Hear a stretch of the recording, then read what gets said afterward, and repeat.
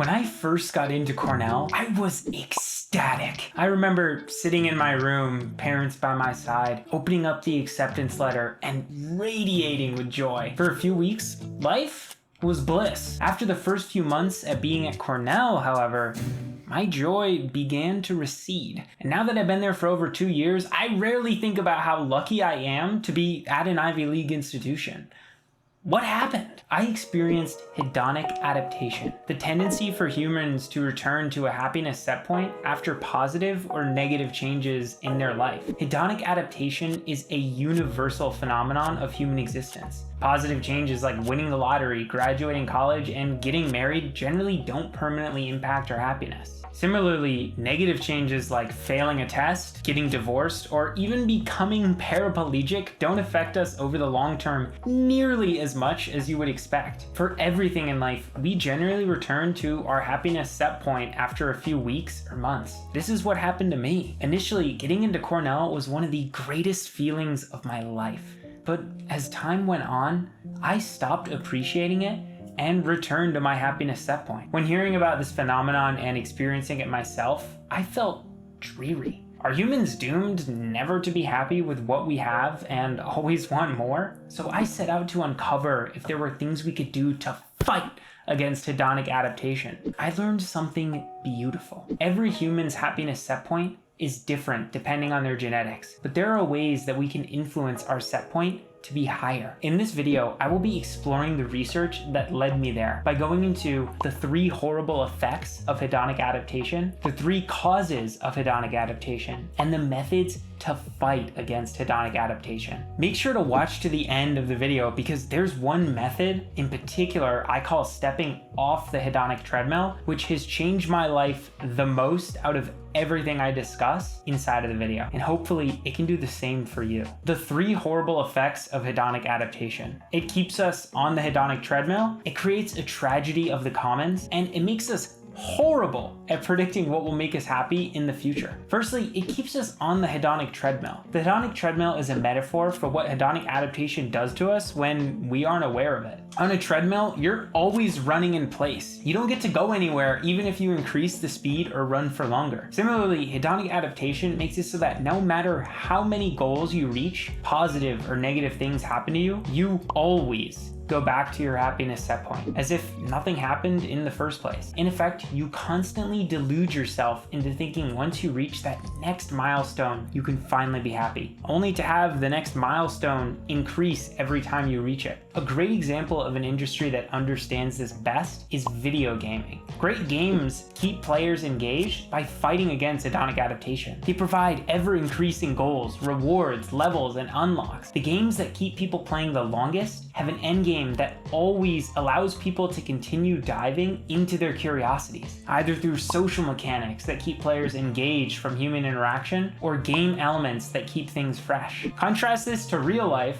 where people don't naturally keep things fresh, and it's easy to see why so many people like me during my middle and high school years became addicted to video games. If you would like to learn more how about we can make our real lives more engaging by implying what makes games so engaging to it, check out my video playlist on gamification up above. Secondly, it creates a tragedy of the commons. Hedonic adaptation creates a tragedy of the commons. The tragedy of the commons is a game in game theory that occurs when individuals in a group collectively act selfishly for their own benefit in a way that hurts the group as a whole. For example, say there's a town with a group of shepherds. The shepherds have grass for the sheep to graze on, but the town commons has by far the nicest grazing spot. It is just immaculate. Every shepherd has an incentive to add one more sheep to his flock and graze it on the town commons. But when everyone fattens their flock, the grass is grazed faster than it can regrow, and all the sheep starve. In effect, every shepherd is incentivized to add one more flock. But if every shepherd does this, it'll lead to a tragedy for all of them, the tragedy of the commons. Similarly, hedonic adaptation is responsible for a massive amount of the tragedy of the commons games in real life, like climate change.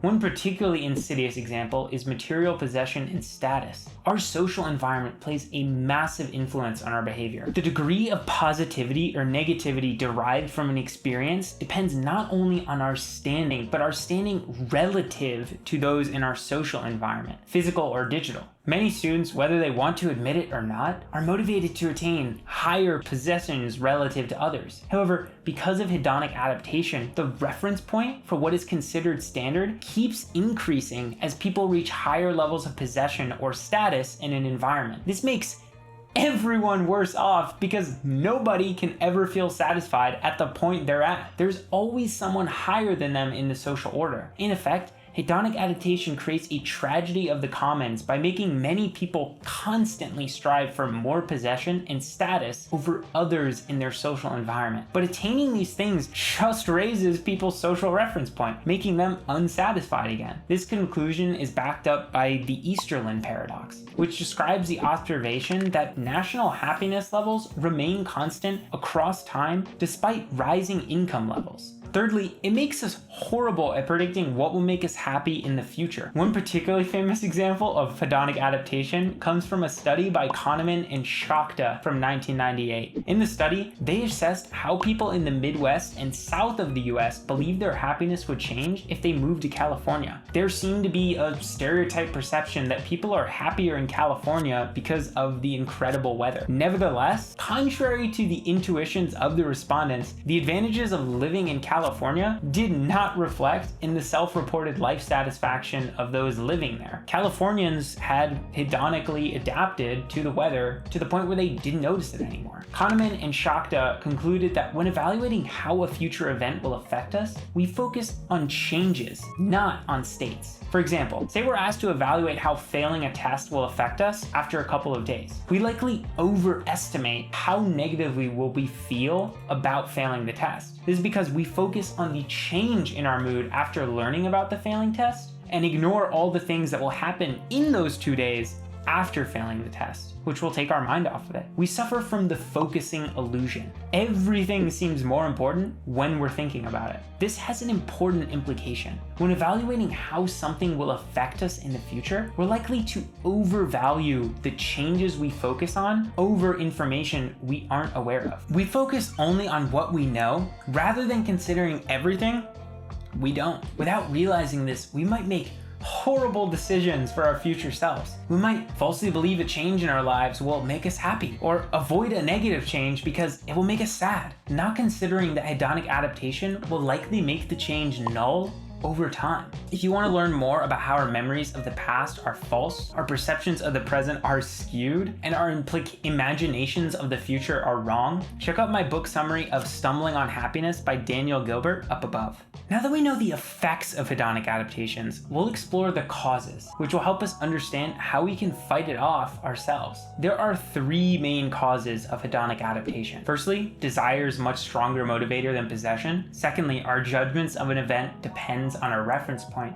And thirdly, we crave novelty. Firstly, desire is a much stronger motivator than possession. We've evolved to be more motivated by desire than possession. Our ancestors that desired more, even after possessing something, were more likely to survive. If we were satisfied with just possessing, we would never have hunted for excess food to prepare for the winter. So evolution hardwired us to always want more through hedonic adaptation. In effect, even in the modern era where industrialized nations have satisfied deficiency desires like food, sex, water, and shelter, we still crave more possessions. As Anna Lemke explains in Dopamine Nation, 3 factors work together to create a dangerous cycle of overindulgence. Your brain is fine-tuned to keep consuming pleasurable goods, and now you have an abundance of these goods and plenty of time to consume them. Lemke asserts that the rising consumption is behind a well-documented decrease in happiness among industrialized nations, and she highlights the rise in addiction-related deaths in all age groups between 1990 and 2017. Our desires are literally and figuratively killing us. Secondly, our judgment of an event depends upon our reference point. If we usually eat dessert after dinner and don't get dessert, we'll likely not feel great. Our reference point is we get dessert after we eat dinner, and we didn't get to have dessert. So not having dessert fell under our reference point. Therefore, we felt bad. This is the main way through which hedonic adaptation keeps us wanting more. anytime we experience a positive or negative thing in our life, it influences our reference point for that situation. In effect, all our subsequent actions get made with an altered reference point. One example of this relevant to school is the big fish, little pond effect. The big fish, little pond effect is the phenomenon in which high academic standing students have lower self-esteem in high achieving environments compared to similarly high academic standing students in lower achieving academic environments. This is because we tend to socially compare ourselves to those in our immediate environment, even when objective metrics are available. When high academic standing students go to a high achieving environment, their reference point changes and they feel stupid. This is what happened to me at Cornell. Studying at Hamilton Central School in New York, I thought I was the crap among my class of 50. But as soon as I came to Cornell, I was suddenly one of the dumber students. This isn't because my intelligence changed, although maybe the amount of peanut butter I eat slightly lowered it. Instead, it's because my reference point for what was considered smart and dumb changed. This motivated me to work harder and study smarter, more so than when I was in Hamilton. Third and finally, we crave novelty. We're evolutionarily hardwired to crave novelty because novel things are things we can learn from. When we learn, we're more likely to avoid negative things that could kill us. And when we avoid negative things that could kill us, we spread our genes, giving our offspring the tendency to crave novelty. This is why boredom is one of the biggest human motivators. When we're bored, it's our brain's way of telling us, go ahead, do something novel. Hedonic adaptation makes novel things over time normal. This in turn makes us search for new novel things in the environment. That's why things that previously brought tons of pleasure and joy usually bring less pleasure and joy over time. These three things, desire is more powerful than possession, we make judgments based on our reference point, and we crave novelty, help explain why hedonic adaptation occurs. How can we overcome hedonic adaptation? I hope to show you that we aren't doomed to be forever dissatisfied with what we have. After doing some research, here are my best tips for fighting off hedonic adaptation. Firstly, step off the hedonic treadmill. Add novelty and variety into your life using the 5 tools of hedonic design. Do a hedonic reset. Prioritize memories over possessions or status. Practice gratitude and enjoy the small things. The best tip I can give to fight hedonic adaptation is simply stepping off the hedonic treadmill. Stop believing reaching a certain milestone or external thing will make you whole. Relax your attachment to external possessions and goals. This does not mean you stop pursuing things or don't take joy in possession. Having no goals, friends, security, home, food, or water isn't going to help your well-being either. The difference comes with pursuing things without the expectation it will make you whole. Pursue things because you want to pursue them for their sake in itself. For example, one of the worst cases of hedonic adaptation I have ever experienced is with my content creation on YouTube. When I first started out, I found intense joy in seeing just 4 views on a video. But as time passed and my channel grew, my reference point for what I considered good views increased. I started to only enjoy it when I got 10 views, 100 views, and then 300. At each level of viewership, I hedonically adapted and wanted more. Only when I recognized I would always adapt and want more viewers did I step off the treadmill and release my attachment to my viewership. I stopped running in place, getting nowhere. It's important to note that this doesn't mean I stopped caring about my viewership. I need to care. Views give me a lot of feedback about the reception of the video. I can't always feel positive about a video I release, but it does mean I release the false belief that reaching the next viewership milestone will finally make me whole. Once I relaxed my attachment to the outcome and the achievement of the goal, I could finally enjoy the journey. The journey is way more important than the destination because the journey is all there is. Once we reach a milestone, we feel good for 5 seconds and then we create another milestone. So learning to enjoy the journey and the process of striving towards our goals is the true key to enjoying life.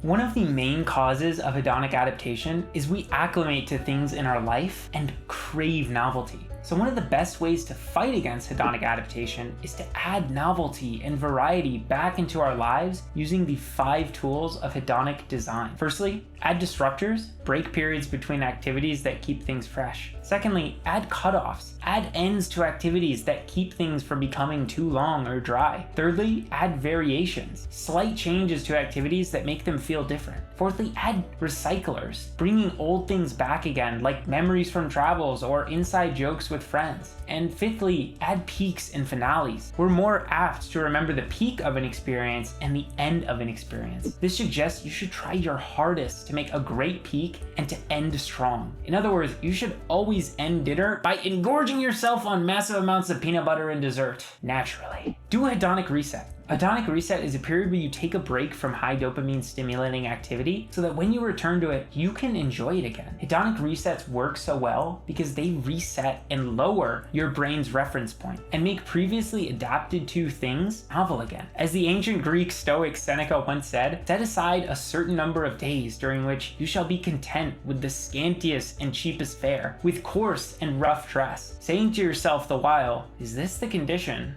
that I feared? There are 3 steps to doing a hedonic reset. Firstly, identify your personal reset target, create a plan, and do your hedonic reset. Firstly, identify your personal reset target. Ask questions like these. What pleasures have I habituated to? What used to bring me joy, but now I take for granted? What am I feeling bored of? Examples of resets to try are bedroom comforts, pillows / cushions, even your bed or lounge. Try sleeping and sitting without these. Heck, sleep in a dumpster.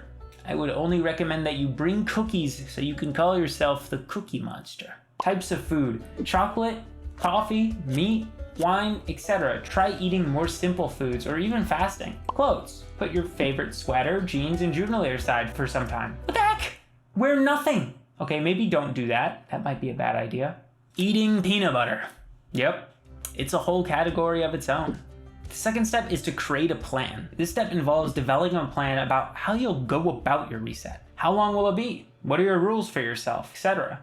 One of the best books I've read on how to do a hedonic reset is Dopamine Nation by Anna Lemke. In it, she describes how you can self-bind yourself during a hedonic reset on 3 different dimensions: physical self-binding, chronological self-binding, and categorical self-binding. If you want to learn more about how to actually do those, you can check out my book summary of Dopamine Nation up above. Thirdly, do your hedonic reset. Enact the plan you made in the last section for whatever duration you set out for yourself. You can create a hedonic snowballing effect using these 3 steps to do a hedonic reset. The more you lower your reference point, the more joy you can take from the small things in life, ultimately allowing you to take joy in just being, rather than feeling alive only during small sections of the day. You escape from the hedonic treadmill, constantly desiring more and more, but never having enough. Prioritize memories over possessions and status. Nobody on their deathbed said, God, I wish I had bought more shit or gotten higher in the career ladder. Want proof? Here are the 5 most common regrets of the dying according to Bronnie Ware, the Australian nurse. I wish I had the courage to live a life true to myself, not the lives others expected of me. I wish I hadn't worked so hard. I wish I had the courage to express my feelings. I wish I had stayed in touch with my friends. I wish I had let myself be happier. Do you see? I wish I had bought more shit or gotten higher in the career ladder in that list. Yet most people spend tons of their lives accumulating said shit or status. And we know the reason for this is because of hedonic adaptation. By understanding why memories are so much more powerful than possessions or status, we can push people to prioritize them more in their lives. So why are memories more valuable than possessions or status? 6 reasons. Memories are a bigger part of your identity than your possessions. They won't leave you like your possessions can. Lose your possessions and you are still you. Lose your memories and you are not. Your memories connect you more to people. Shared memories can be reminisced over with the other person for the rest of your life. The negative effects of upward social comparison aren't as prevalent for memories compared to material goods or status. If you hear someone had a nicer hotel on their vacation and went to a festival and you didn't, you might wish that you had done that on your vacation, but you won't trade memories. Those are your memories. However, with material goods or status, we're much more likely to feel negative envy. Finally, we are in many ways defined by the narrative we create of ourselves. So we should be very motivated to learn how to create memories that make for a good narrative. We don't hedonically adapt to memories. Creating new memories is an endless source of joy and adventure for us. These reasons are why creating memories that last a lifetime is one of the most important things you can do to fight hedonic adaptation. If you want to learn more on how to do so, check out my video on how to create memories that last a lifetime in college, which is a book summary of the power of moments and the art of making memories. Practice gratitude. I know, this is one of the most cliche things to do to become happier, but it's talked about for a reason. Practicing gratitude works. Essentially, gratitude is learning to reappreciate things we have hedonically adapted to. It doesn't take long to do it. Every morning after my exercise, I write down 5 to 10 things I'm grateful for and meditate on them. Usually, they're super small things like water, Cornell food, my laptop, but they can be bigger things like my girlfriend, parents, the fact that I got into Cornell, etc. Just this small practice significantly increases my well-being each day. Conclusion: stepping off the hedonic treadmill. Hedonic adaptation is a universal aspect of life, but that doesn't mean we can't do something about it. Hopefully, by understanding the awful effects of hedonic adaptation, learning its causes, and finally getting some tips on how to fight against it, you can increase your happiness set point throughout your day.